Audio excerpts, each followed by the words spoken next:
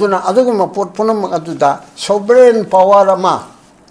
under the Supreme Court having Matuna state ki jurisdiction ki in the sovereign nateko. State ki union list, state list, Aduka concurrent and the list number 2. State list Samna the number 1 day entry number 1 da public order. Public order the law and order should pick to pick city kare and so public order. As state na control to them except army navy aduga air force natana adugi matang da di army navy and the carba central forces mayam dugi the mukta di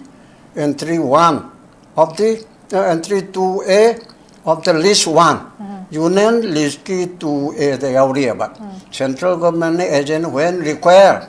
external aggression lakpa aduga natragana internal disturbance like the state amada mateng pangna ba central forces mayam thajin ba ngami adugi strengthen ko da tharike natraga 355 to order talk to 355 makada state mateng pang 355 to raga central na sason law ki bedo mayam iko nate ko 355 the high the state government chair under the provision of law should carry out to na chatha jabang amna ba Chamna Machana Krishna Sarip, Krishna to Masatana, Sanba, other than Matin Pang Bahaben. Tak, security forces, Mayam do. Adu Hapa, Aduga, Madubu, security forces, Mayam Central Natari, Mayam say, control the central government or Basu, Mapam Chidadi. Amuk unified command in La Ipse. Mana Center ki army ki Makok Leje, Sharp Pigi Leje, Aduga. Assam Rifle Lite, PSF ki leje, Tongan behet among Levisha man heli etna Mukaina Paya Bako, Mogi Punamaki control the part central Natorbus. I quit the deal.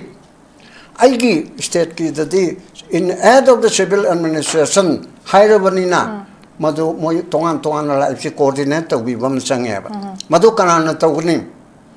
Police no Tore, police no Taway Abraham Armin, Highway Amador di. Laipak ki Makok, executive ki Makok, chief minister. Chief minister na unified command ki Makok organi. Chairman oige jo oi to mayam si am kana haina lidana. Chairman so man oige dam ne oi from se toi. Oi dala bahuda man mathak to lege dam ne. Aina aigi mungi thodo ma thokpada nang na ukin sing ja sing la pa politician nang yengu nang na maila pai pe seno haidana ai sinara ka aina pendo kana nang do ai tor ga na ai bi ya ba. Adumapu, Mayam China, the center na Kutingin Masi, Yam Hen Banina, chairman of the Unified Command says, CM Nana Oyu, Hibanaba, CM Hibin Aino Oile, Oil is a hydrip, Yai Hibanaba. I want I got Hinabada. Adu the soup Mayam gets satisfaction the Mukta Hanana, May Contrama to 2023, the Tokra Banina until Padel or the Hibanina. Already, Masi Lokto Air Natraga restructure Tore, Chief Minister, or a Hibamati to Hibanaba. Adumana Toraga, either to air or talk the word Unified Command Makok chair, Chief Minister Oraga, Mapandila, Eva Central Forces, Mamchamana Control Toraga,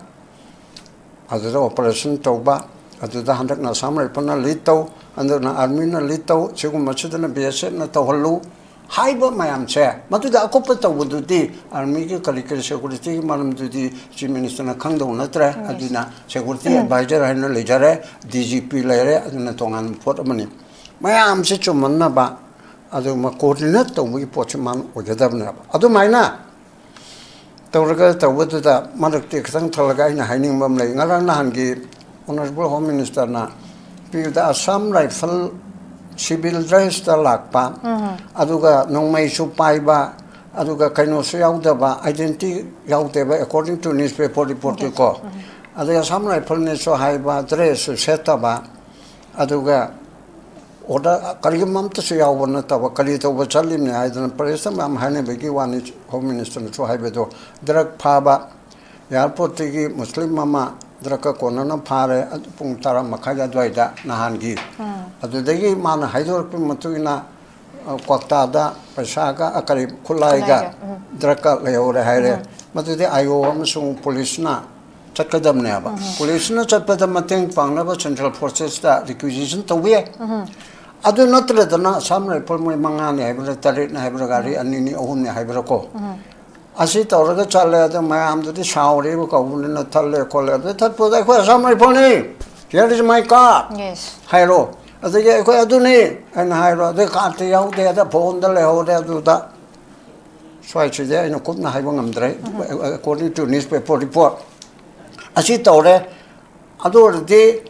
drug ꯐꯥꯕ ꯆꯠꯄ ꯈꯨꯠꯂꯥꯏ ꯐꯥꯕ ꯆꯠꯄꯗ Assam rifle ꯈꯛꯇꯅ central security forces ꯈꯛꯇꯅ without police investigating authority moina sinaba mi asai ama constable khara yaubu natana moi ngakta chali bisi ain thongda landra adano ken ma marakta sai khane si FIR lo khotpam thoktra Assam Rifle individual manga tarukto either manga or tare ukte kari chome mi ka kar thabi ba hingcha to wa khoi praja mayam gi hanjen mo khochin ma du chule ko adu ai de khone ko chu haining de adugi mi pham mi pun tawri dana ko kolai loru ba khol ba man handu e khoto e hai well and good but yom kaina darak pha ba chat pa do police yaudana lanai oina chali fi karigino si irai lai banati aduna ne ne si topic to wena cha harmi to irai lai banate asi ki pot asida moina mathok na tan mathok sari karigino adu di big boss samle rabra darak tigi ke loka ano phari ba tu ki muslim do tu khakte ki purara mangonda kanana sinei bairamani big boss tu di pharabra MLA oibra mantri oibra parmaniko oiram dabsu yai natraga mapan gi mi oibra madugumba ki phadok phajin tawnaba tawbatuda mathau natana huina khongadabda gadana phongbai bido kodakta khalakpai waniko mathau natana mana tawna pharatana leihori hayana thibla kan huiji authority romoi police na haibra che chang tawrabra adu minister gi statement adu dagi sumaina state police ka su submit naga jabani haiba adu so khatang chalhodre misunderstanding ama oina lele adu soiba yabrane sarkar na security force no me kap ko haira mana kap to tro manga du sire ye sorry haiba yabra ba mi hato ga sorry haiba yade dra pabung aduna di huji akoi gi sigi posi hana taksin dana lakwa sigi posi kai gi yadai no ina myam gi akan ba akoi gi hoga music su leiri aduga state government led by any party hujik leiri ba sida akoi sukam sangkhra matam chahi seida akoi gi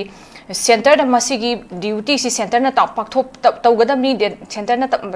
pakhakadaba thongdang ni hena masi inchinduna leirabra sigi makoi se kaimta khangdrabagum da natraga habidi as if they are not accountable asumain tawraga leirabra from jima chang lai hujikti myamam hangdari aduna hujikti concern minister masamak sina hujik leiriba phibam se karino habise fongdora amdana habidi state amasun ginen territory administration singa chak manaba sakti se makoi ju sinai ba form se la abandana hujik masigi kanosi thabak thorom sing se execute tawdoba masi carried out tawgada se state government also have the same power authority adu taragadi hujik kari tawgani heba wahang se pabum kamai thambini nam tumba yam phajaba topic ne hoji mati mapandagi mitop khandok na ba foreigner su haiba ruga illegal immigrant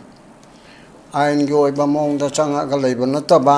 akhoi gi lamdam sigi nataba india macha oiraga di india macha changa pagi di ILP na tawgada ba ILP ki pass pairaga leibam tawgada adu nataba foreigner aidi Mizoram Myanmar Bangladesh atoba topa leipa thangnabada hairagana sina chingbada changi ibasi yamna leibadagi mitopna khulingba oina tawdana aikogi hojik leiriba khunai sida mong tadabadagi hana leramba Manipur thogaiba pamba kukini haina khangnariba ichilno gi marakta lemen to henba terrorist yaurakpadagi maduga mapandagi changakpa foreigner singduga pulleraga Manipur thugaina ba moigi maramdam mama sagatna ba changchilakpa potni aduna aikoi delimitation tawni hari ba aduga census tawraga tawgni haisida tongan ba civil society singna koi Jitendra ningomba khoi JFD yes adigi atopa luptra mari ki aduma committee adigi atai naso mai magi level da method amato orasu ko maya mama e ho tori government na tabidre assembly da kana bigidre haidana chumnegi SIR to buduna yaroi aduna vote thada ba da yaupun thoi thokte haiba kharigi wani aduga chap chaba illegal immigrants foreigners je khandok ko mathau tai ai bisi ai khoi manipur da leiba leipak nungsiba iramdam kanba pamba punamakna chingtam yana ra ba pham ni masida government su chap chana prajana yari ba pham sida support toraga cooperation pirerga moina bade government da cooperation piu hairiba aina mu hairimna praja da cooperation piu hauji mak chathari balangi ba kholi ba bisanpur da thenung ai da tori mayam che honorable minister home paiba manipur gi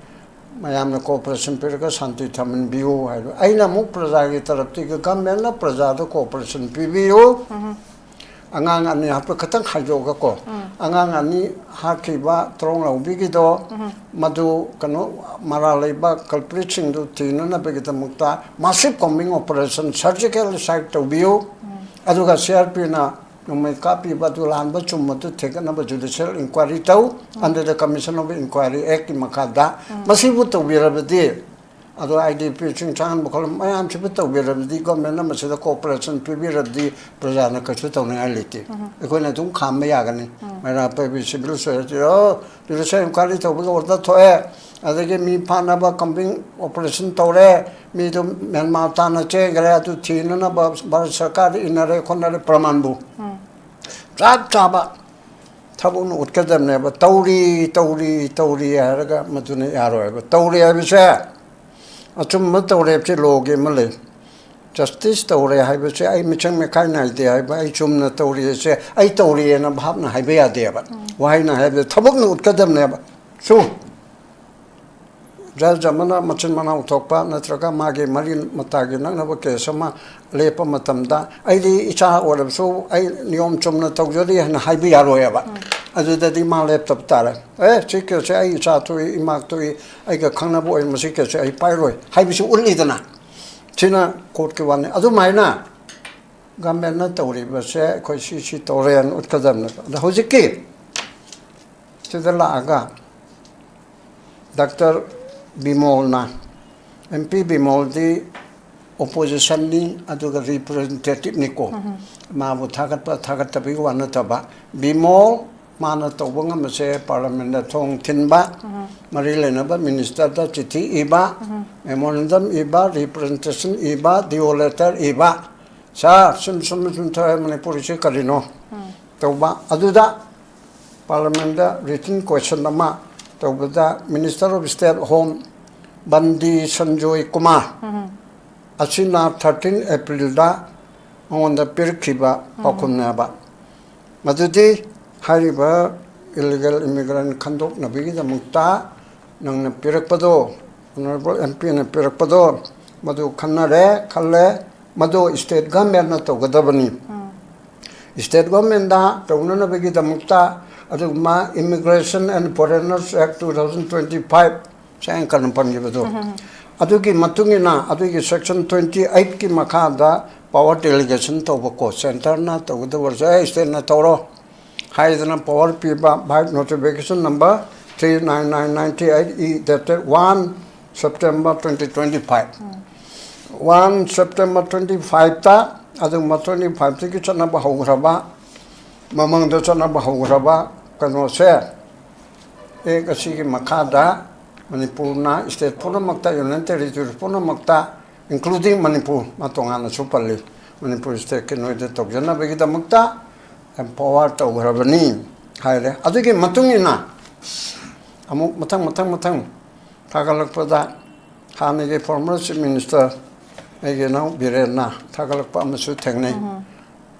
amana MP Bimol da budi khara khatang yaning da bugi hairaga sentiment oigano khokano aduga masi state na tawgadam ne se hanadigi tawdna lei SP singna adum kanu pui kaina khara chengdok pam yawge adudagi chulauraga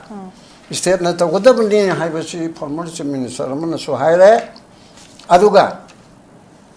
Bimol na haibana tribunal amaling pam to I haiba chumchu chumme bere na hairibana tribunal aduna khakta mapung na te haiba adu se chumme ba khandok tardi case later the tribunal de mathudi ta de na adai Bimol na mo hairimna adu me khano khanin tawbada I aseng ba indian ni na li na te chaya sukte gi leiri lerte haiba bejiar mala kadorim ni na ꯌꯦꯠꯅꯔꯛꯄ ꯂꯥꯛꯄꯗꯨꯗꯤ SP ꯅ ꯅꯠꯇ꯭ꯔꯒ DC ꯅ ꯑꯗꯩ ꯃꯅꯤꯄꯨꯔ ꯒꯣꯔꯃꯦꯟꯅ ꯇꯧꯕ ꯉꯝꯃꯣꯏꯕ ꯑꯗꯨꯒꯤꯗꯃꯛꯇ ꯑꯁꯥꯝꯗ ꯇꯧꯈꯤꯕꯒꯨꯝꯅ foreigner ꯇ꯭ꯔꯥꯏꯕꯨꯅꯦꯜ ꯃꯣꯏꯗꯤ ꯑꯅꯤ ꯑꯍꯨꯝ ꯍꯦꯟꯅꯕꯨ ꯁꯦꯝꯃꯤ ꯌꯥꯝꯕꯅꯤꯅ ꯑꯗꯨꯒꯨꯝꯕ ꯇ꯭ꯔꯥꯏꯕꯨꯅꯦꯜ ꯑꯃ ꯁꯦꯝꯕ ꯔꯤꯇꯥꯌꯔ ꯗꯤꯁꯇ꯭ꯔꯤꯛ ꯑꯦꯟड ꯁꯦꯁꯟ ꯖꯖ ꯅꯠꯇ꯭ꯔꯒ ꯍꯥꯏ ꯀꯣꯔꯠꯀꯤ ꯖꯖ ꯋꯥꯇꯦꯕꯔ ꯑꯗꯨꯒꯤꯗꯤ ꯃꯥꯒꯤ ꯆꯨꯅꯒꯗꯕ ꯂꯩꯔꯝꯒꯅꯤꯀꯣ ꯑꯗꯨꯅ ट्राइब्यूनल साहलेरगा नत्रगा प्रेजेंट जज एटेच तौरगा ट्राइब्यूनल के तौरगा मसे मागे लेरिबा बायोमेट्रिक लौबा अदगी बायोग्राफी लौबा करी करी लौबा पुनमक असी तौबदा लाली चुमे वाकत मयामुम लाकनेबा अदुना ट्राइब्यूनल सु दरकार ले अदुबु एक्सएम ना हारिबदुदा अदु खक्तना हानबा दरकार नतेबा अदुसु चुमेबा थिगतना टू फाइंड आउट कना कना बु इमिग्रेंट नो इलीगल इमिग्रेंट नो लीगल इलीगल चांगे चे लीगल वर्गन चे सांग यावरग चांगपुरा चे सांग यावदन चांगपुरा खुंदाली तादन लेरबरा आधार कार्ड पायरबरा असाबरा सादबरा मदुगे लौथोक लौचिन कक्थोक कक्सिन चे स्टेट गवर्नमेंट की फुल रेस्पॉन्सिबिलिटी ने मरमदुना असिगुंबा MP बिमोलना हारिबा मयामसु तौरगा लेदिनको कोई मूवमेंट तौरगा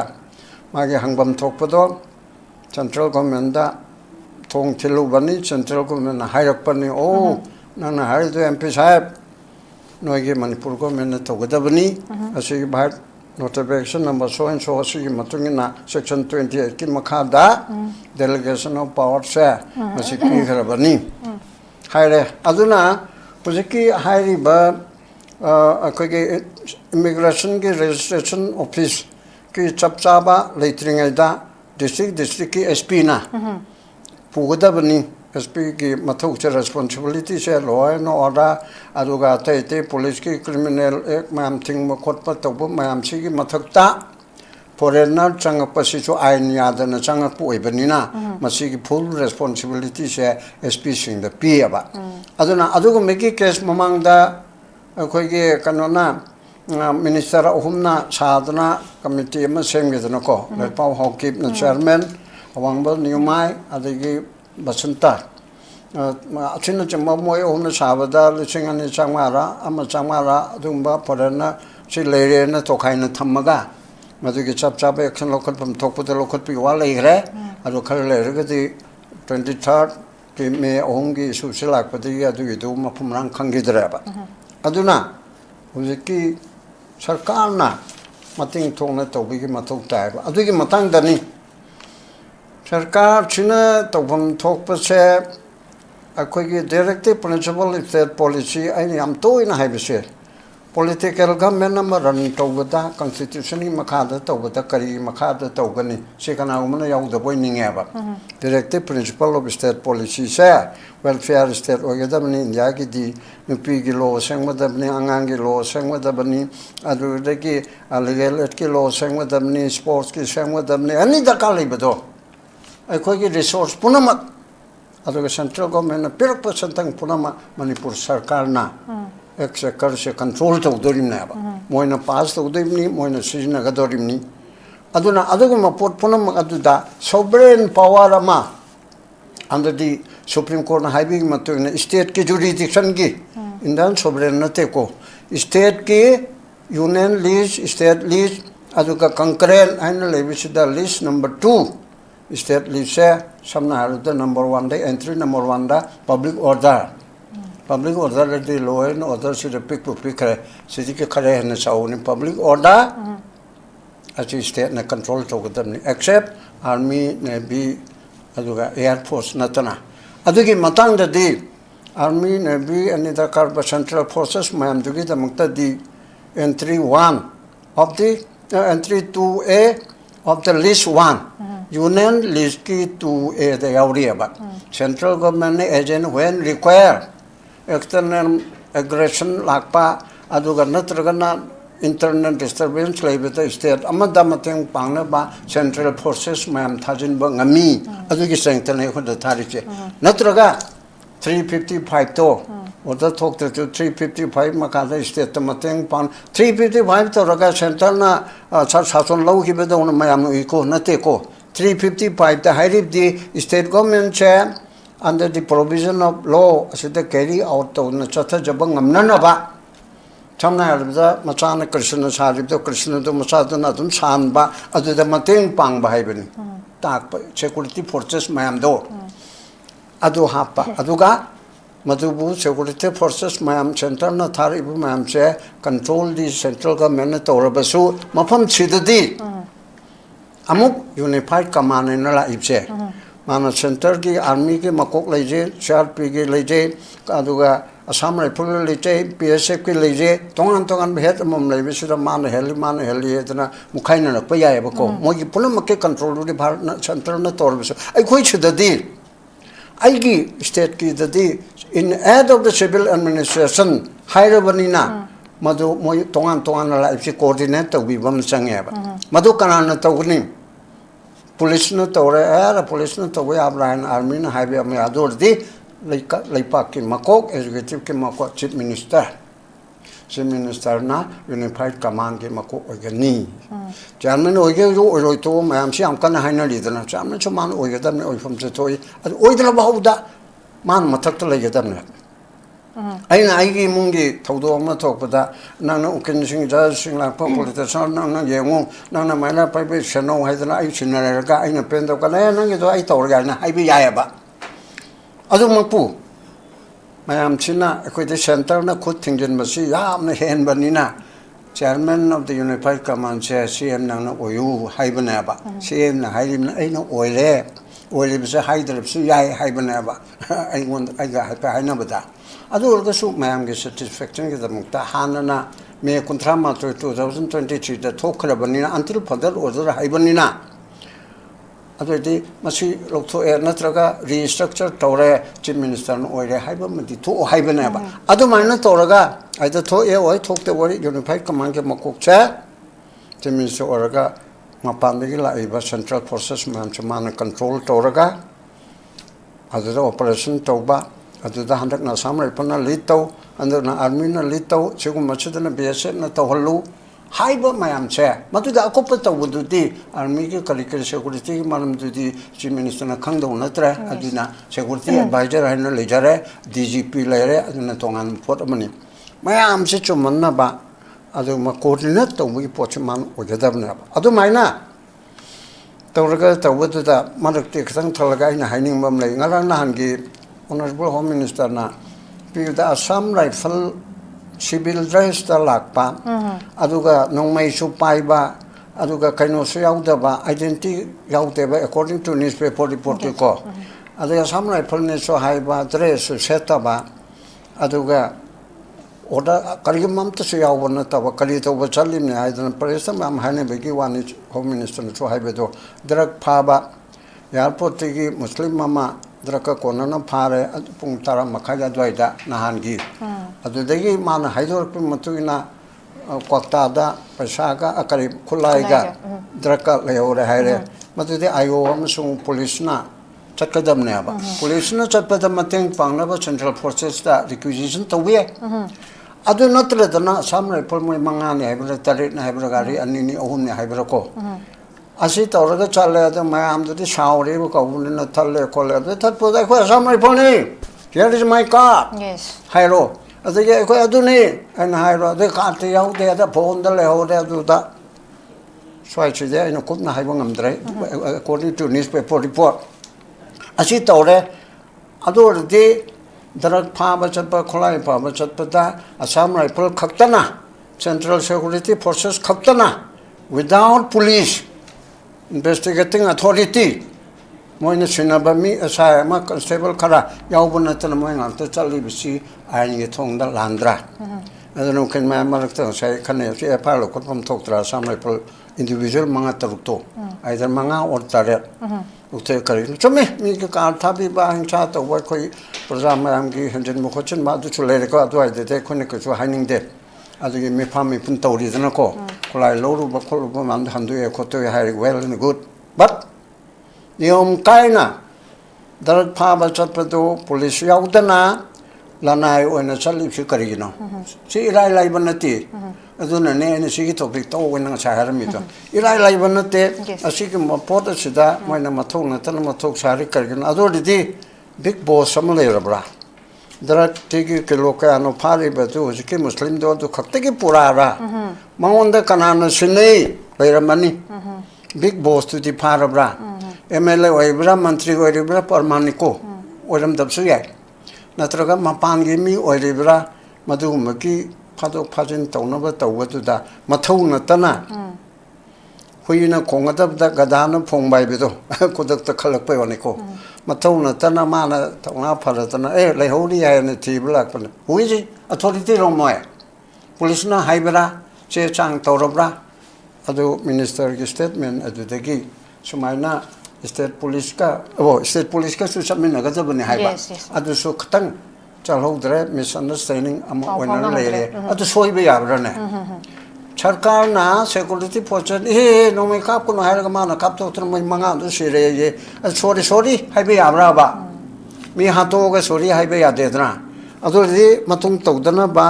पर्सनल असम रिपोर्ट मंगा रतरेला अजगी मथक्ता डिपार्टमेंटल मोगी कनोना तौगेरा नत्रका सरकार ना एफआईआर मा पालेरगा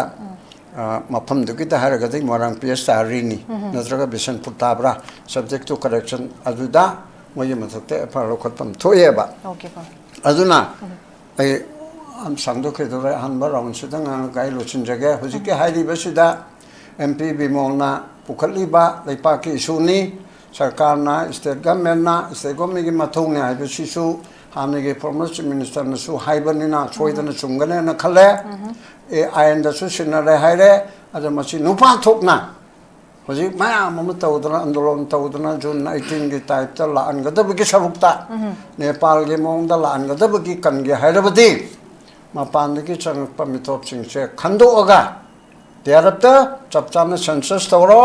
डिलिमिटेशन तौरो डिलिमिटेशन दा चिंग दे हेंगेरा तागेरा खोकेरा कोय अदुदा कैसो कलक पयंग थिबा लेते तौबतदी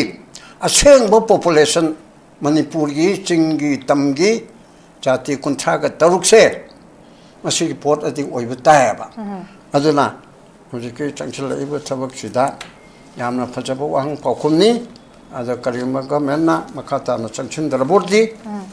अमुकसु पार्लियामेंट दा खंदे कदि दरकार लेबा कांदा इशू मैमदु रेज तगदमनि लोइनना ओपोजिशन पार्टी कांग्रेस की मोसे यावबिरी ओपोजिशन जो आइगी मोतदी यामना येते याम लाउदे हदिमिने रूलिंग न दे ओपोजिशन पंगांग सुंगाम गांगदे आइ वखंददी 10% दनि रूलिंग ना कन्वर कांग्रेस ना ओपोजिशन इसिंग क्लासन ता हिजलुबदा मोय दरम मम हिजलएबा असुके मते अदना मोदी जी की शासन सिरि ओपोजिशन हातपनि अदना खंगनरेदना कलेजुवेल आइंग मच मिनिस्टर दु था तरुक थमिमिदना मसी लायरबोती कांग्रेस अमसुं अते ओपोजिशन पार्टी चु कन्ना विथ कंस्ट्रक्टिव सजेशन गलोइना फुजिन बचुमी हाइदना आइसमान ओके पाबुंग थैंक यू सो मच पाबुंग याम फजना पाबुंग थंबेरे हुजिगा खोगी इलीगल इमिग्रेशन की इशू लोइना हुजिक थोइबा खोगी इरांग हाइतारे खोगी तिरिम लाइन याम कन इरांग हौरी हुजिक ट्रोंग लाउबी वहाउ तेगी सोइ मतंग सुतंग रिफ्लेक्ट तो बिरम पाबुंग थैंक यू सो मच पाबुंग अदुगा आई